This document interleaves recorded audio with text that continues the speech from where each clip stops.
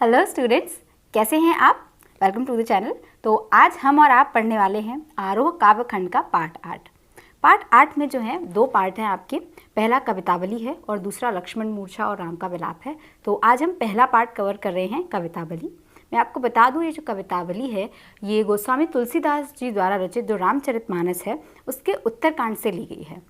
यहाँ पर जो गोस्वामी तुलसीदास जी हैं वो बताते हैं कि वो राम के बहुत बड़े भक्त हैं। साथ ही उन्होंने इस समाज का जो चित्रण है वो भी यहाँ पर किया है। समाज में फैली कुछ बुराइयाँ हैं उनको भी बताया है, समाज की क्या दशा है इस वक्त वो भी बताया है। तो चलिए हम इसका वर्ड टू वर्ड एक्सप्लेनेशन देख लेते हैं। किसबी किसान कुल बनिक भिकारी भाट, चाकर चपल नट चोर चार चेटकी।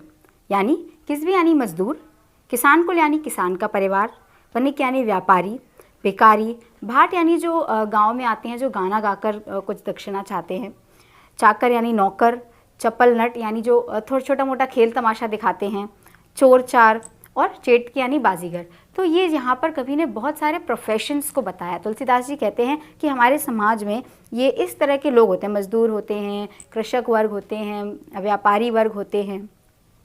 पेट को पढ़त गुण गढ़त चढ़त गिरी, अटत गहन गन अहन एटकी अकेटकी। यानी कि वो कहते हैं कि जितने भी लोग हैं ये सब क्या कर रहे हैं, ये अपने पेट के लिए पढ़ रहे हैं। गुण गढ़त यानी नई नई कलाएं और गुण सीख रहे हैं। चढ़त गिरी बहुत मुश्किल से पहाड़ चढ़ रहे हैं। पहाड़ चढ़ने का अर्थ यहाँ मुश्किलों को पार करना है, अपनी ज़िंदगी में बहुत सारी मुश्किलों को पार कर रहे हैं। और अटत गहन गन अहन अखेटकी यानी एक जो शिकारी होता है, खेटकी यानी शिकारी, जो शिकारी होता है वो बहुत गहरे गहरे वनों में जाकर अपना शिकार ढूंढता है। ऊंचे नीचे कर्म अधर्म धर्म करी, पेट ही को पचत बेचत बेटा बेटकी। यानी कि बच्चों को बेचते हैं, बेटियों को बेचते हैं। तो ये सब जो काम है, धर्म अधर्म के काम कर रहे हैं, ऊंच नीच के काम कर रहे हैं, ये क्यों करता है इंसान? तो कह रहे हैं कि जो मनुष्य ये सब काम अपने पेट के लिए करता है। सब काम जितने भी हो रहे हैं, कोई किसान अगर कोई मजदूर अगर मजदूरी कर रहा है, किसान अगर खेती कर रहा है, तो वो क्यों कर रहा है? अपने पेट के लिए कर रहा है। तुलसी बुझाई एक राम घनश्याम ही ते, आग बड़वागिते बड़ी है आग पेट की। तो कहते हैं बड़वागिते यानी समुद्र की आग। तो कहते हैं कि जो पेट की आग है, यानी इंसान की जो पेट की आग है, जो आशाओं की उम्मीदों की आग है, ये समुद्र से भी बहुत बड़ी है। इसको बुझाना नामुमकिन है, लेकिन इसको बुझाने के लिए सिर्फ एक ही रास्ता है, जो कि तुलसीदास जी कहते हैं कि इसको बुझाने का सिर्फ एक रास्ता है, वो है राम जी। जो राम जी की जो प्रेम रूपी बादल है, जब वो बरसते हैं तो इस पेट की आग को सिर्फ वो ही शांत कर सकते हैं। दूसरा जो पैराग्राफ है उसमें जो तुलसीदास जी हैं वो कहते हैं कि जो आज का समाज है उस पर कैसे विपदाएं आई पड़ी हैं और वो उसके लिए किस तरह से राम जी को गुहार कर रहे हैं। खेती न किसान को भिखारी को न भीख बली, बनिक को बनिज न चाकर को चाकरी।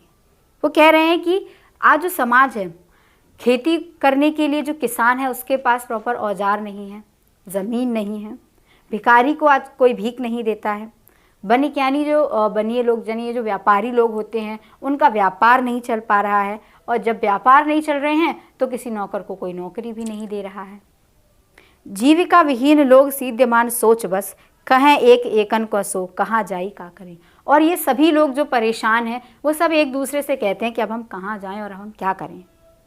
बेदहूँ पुराण कहीं लो कहूँ बिलोकियत, सा करे सबई पे राम रावरे कृपा करे।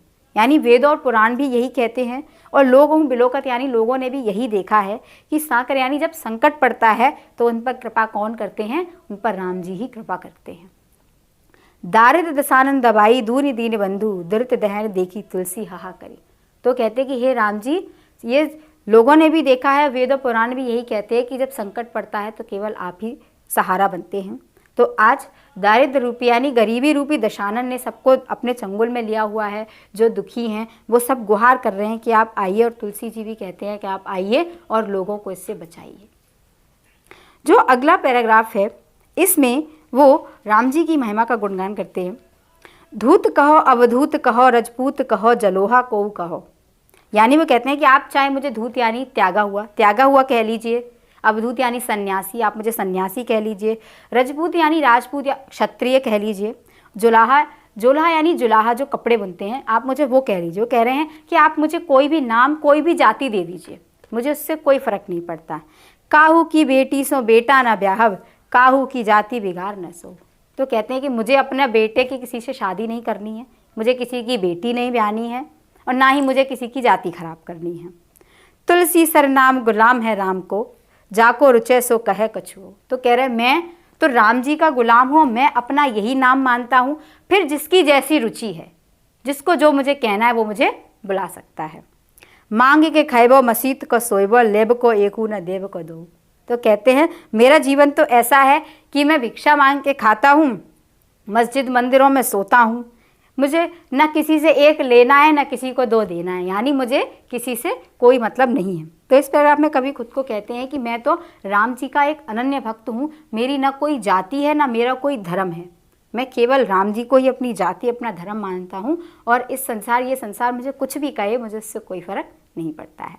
तो ये कवितावली है जो उत्तरकांड से ली गई है। आई होप इसकी टर्मिनोलॉजी आपको समझ आई होगी।